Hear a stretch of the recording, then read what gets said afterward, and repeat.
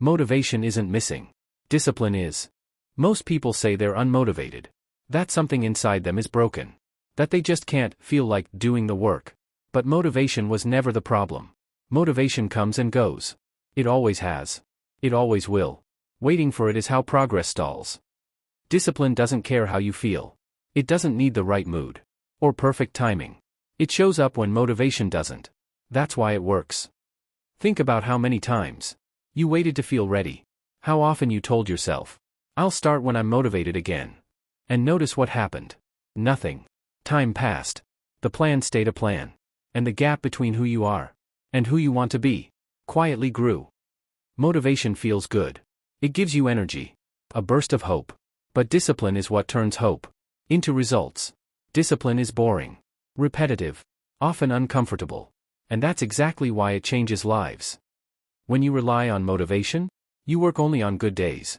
When you build discipline, you work on all days. Especially the hard ones. Discipline is not about intensity. It's about consistency. Doing the small things. Even when they feel pointless. Showing up when no one is watching.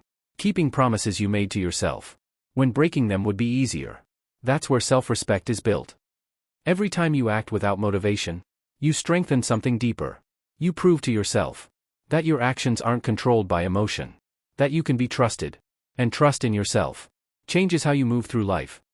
The reason discipline feels hard is because it removes excuses. It takes away the story that you're waiting for the right moment. There is no right moment. There is only the moment. You decide to act anyway. You don't need more inspiration. You don't need another speech. You need a system. A standard. A rule you follow. Whether you feel like it or not. Start small. But start daily. Motivation will visit sometimes. Discipline stays. And in the long run, the one that stays is the one that wins. You're not unmotivated. You're undisciplined. And that's something you can change. Starting now.